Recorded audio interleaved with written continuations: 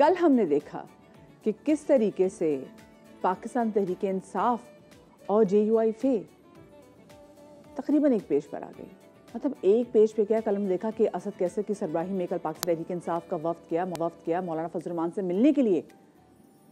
और हम जिन्होंने बानिए पाकिस्तान तहरीक इंसाफ के जलसों में ऐसे ऐसे अलकाबात उनके लिए सुने हुए हैं, हम तो परेशान हो गए। और आजकल आपको पता ना कि सियासत में एक लाइन काफ़ी हिट है और वो लाइन है I love you, do you love me too. तो कल हमने देखा कि पाकिस्तान तहरीक इंसाफ ने मौलाना को कह दिया कि मौलाना I love you, do you love me too. और मौलाना ने, हमने देखा भी कि उन्होंने बताया कि किस तरीके से जब नो कॉन्फ्रेंस की जब वो तमाम तस्सीम हुआ था तो उन्होंने कहा कि मैं तो नहीं चाहता था कि ये आए, नो कॉन्फ्रेंस की मूवमेंट आए, और अगर मैं ना करता तो ऐसा लगता कि मैं बानिए PTI को सपोर्ट कर रहा हूँ।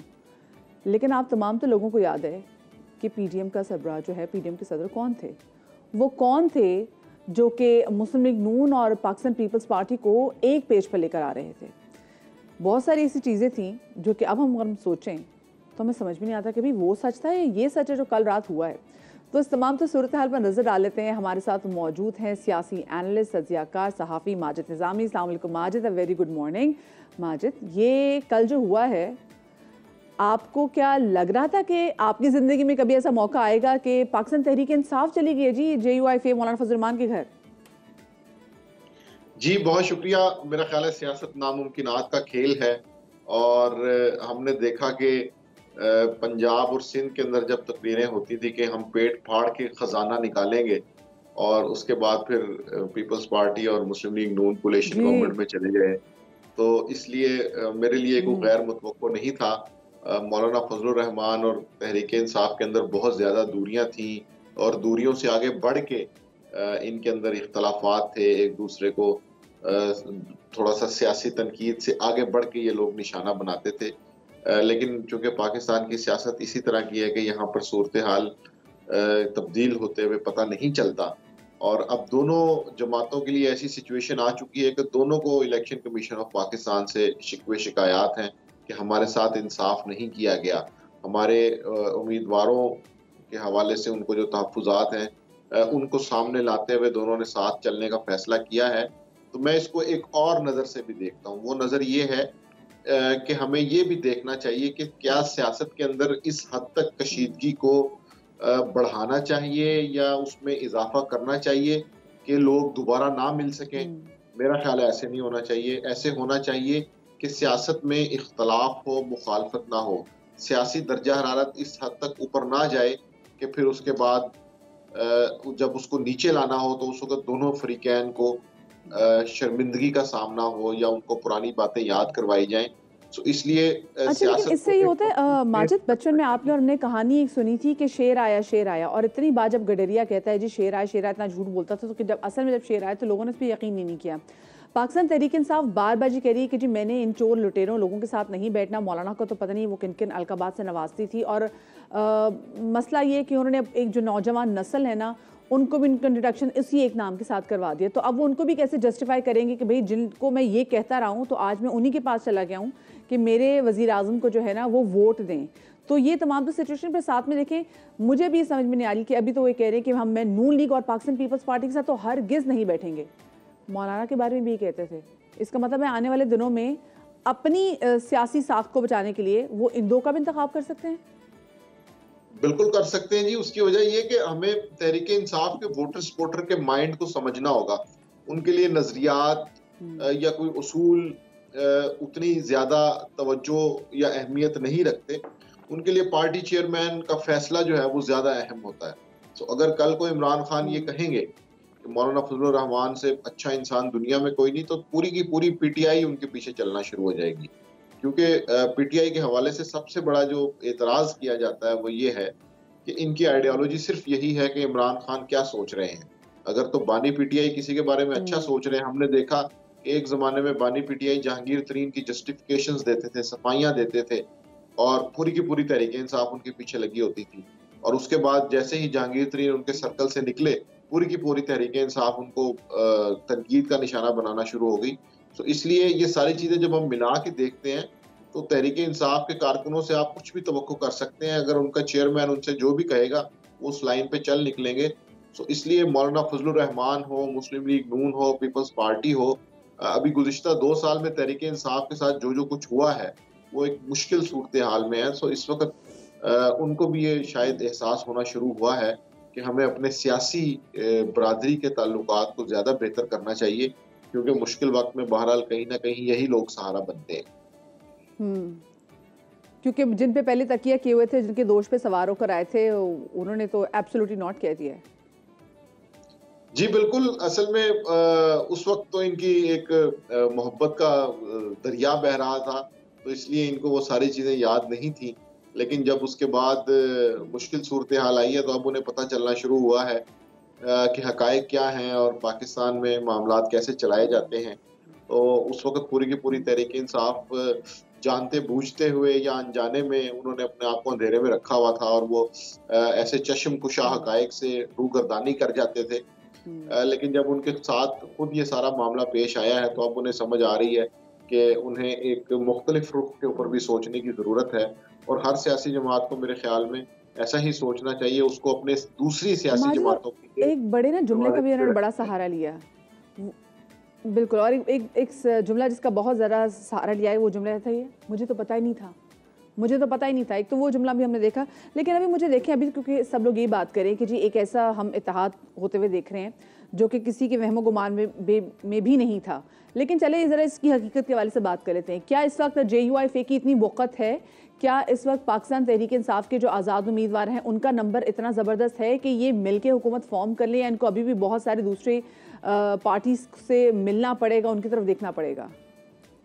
जी, ये जो सिचुएशन है, ये ख़ासी दिलचस्प है। उसकी वजह ये है कि कौमी असम्बली का इस वक़्त का जो हुँ, सिनेरियो है, उसके अंदर कोई भी जमात खुद से हुकूमत नहीं बना सकती।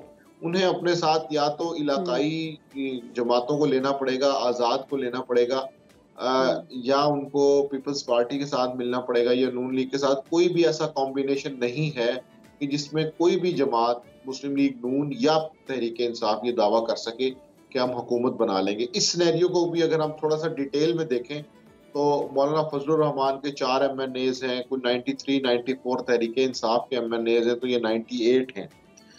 इसलिए उन्हें फिर किसी हुँ, एक बड़े इत्तेहादी की फिर भी ज़रूरत होगी। अब वो क्या पीपल्स पार्टी हुँ, से कोई बातचीत करेंगे, उनके 54-55 लोग हैं, वो जब इसमें आएँगे, तो फिर इनके हुँ, पास मेजॉरिटी हो सकती है। तो वो कॉम्बिनेशन कैसे बनेगा, इसके ऊपर मेरा ख़्याल है काफ़ी अगर-मगर है कि क्या तहरीक-ए-इंसाफ, मौलाना हुँ। फजलुर रहमान और पीपल्स पार्टी तीनों मिल तो सकते कहीं हैं ऐसा या तो नहीं? नहीं कि ये जो रोमांस है इनका रायगा ही चले जाए, क्योंकि अब तो इसके बाद मुझे लगता है, और पाकिस्तान तहरीक इंसाफ की बानी को बिल्कुल भी नहीं चाहिए कि किसी भी पेट्रोलियम मसनूआत के नाम से मौलाना साहब को पुकारे। लेकिन कोई फ़ायदा भी होने जा रहा है इसका? अभी ये मेरा ख़्याल है क़ब्ल-अज़-वक़्त या है, ये उसकी वजह ये है एक कि तरह से हमें प्रेशराइज़ इससे कर रहे कोई हैं? ज़्यादा उम्मीदें नहीं बाँधनी चाहिए। ये बड़ी एक इनिशियल लेवल की मीटिंग थी कि जिसके अंदर उन्होंने जो हुँ, बर्फ़ जमी हुई थी, वो थोड़ी-सी पिघली है। हुँ, थोड़ी-सी एक-दूसरे के लिए खैर मक़दमी कलिमात का इज़हार किया गया है, सिचुएशन पे बात हुई है। दोनों एक ही महबूब से धोखा खाए हुए हैं। सो इसलिए उसके ऊपर ज़रा बातचीत हुई है, तो ये अभी इसको फ़ॉर्मलाइज़ होने में, चैनलाइज़ होने में मेरा ख़्याल है काफ़ी वक़्त लगेगा और इसके हवाले से जो भी कोई प्लानिंग है, वो आइंदा आने वाली मुलाकातों में हुँ, होगी। मुझे नहीं लगता कि एक मुलाकात की बुनियाद पे हमें ये समझना चाहिए कि शायद वो इकट्ठे मिल के चलेंगे, या उनकी अगले आइंदा 1-2 साल के हुँ, अंदर बतौर इत्तेहादी होंगे। सो ये चीज़ें काफ़ी अभी मैच्योर हो रही हुँ। हैं। सही। अच्छा, जैसे हम देख रहे हैं कि जो सियासी मुखालिफ हैं इस वक्त, और जो मौलाना साहब के जो पिछले, अभी बिल्कुल पिछले हुकूमत में ही जो उनके साथ मिलकर बैठे थे, तो उनकी जो तर्जुमान मरियम औरंगज़ेब, मैं मुस्लिम नून के हवाले से बात कर रही हूँ, उनकी कल मैं स्टेटमेंट देख रही थी शाहज़ेब खानज़ादा साहब के शो में, कि वो कह रही थी कि जिन मौलाना को वो जानती हैं, तो मैं तो नहीं देख रही कि इन दोनों का इत्तेहाद जो है वो होगा। असल में मामला फिर वही है कि अगर हम सियासी बयानात को एक तरफ रख के भी देखें, तो कौमी असम्बली की नंबर गेम इस चीज़ की इजाज़त नहीं देती कि JUI और तहरीक-ए-इंसाफ के आज़ाद उम्मीदवारान मिलकर हुकूमत बना लें, क्योंकि नंबर नहीं पूरा होगा। हुँ, उसके लिए उन्हें पीपल्स हुँ, पार्टी को अपने साथ मिलाना होगा। ऐसा भी नहीं हो सकता कि MQM आज़ाद उम्मीदवारान और इलाकाई हुँ, जमातें मिलकर हुकूमत बना लें, वो नंबर भी ख़ासा मुश्किल होगा।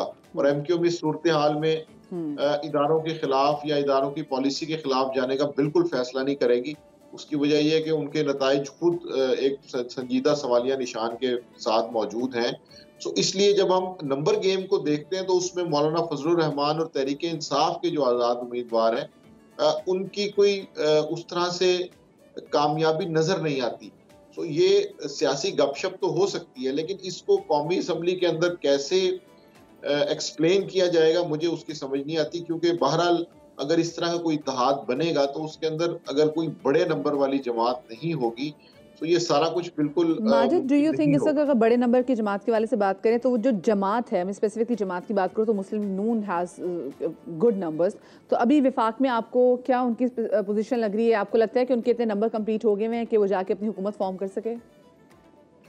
मुस्लिम लीग नून का भी मामला ये है कि उन्हें बहरहाल इस हुकूमत को बनाने के लिए पीपल्स पार्टी की 55 लोगों की 54 लोगों की हमायत हासिल करना होगी, अदरवाइज वो भी ये नहीं कर सकते। इसलिए तय किया जा रहा है और चीजें चल रही हैं कि पीपल्स पार्टी ये चाहती है कि वो कोलिशन में तो हो लेकिन वो वजारतें ना लें, उसकी बजाय वो आईनी ओहदों की तरफ मुंतकिल हो जाएं, यानी सदर, स्पीकर, चेयरमैन सेनेट, कुछ सूबों के गवर्नर्स ये उन्हें मिल जाए। तो पीपल्स पार्टी इस तरह से अपनी प्लानिंग कर रही है कि वो इंतजामी ओहदों पर, वजारतों पर ना आए और इसके बदले में वो आईनी ओहदों की तरफ शिफ्ट हो जाए।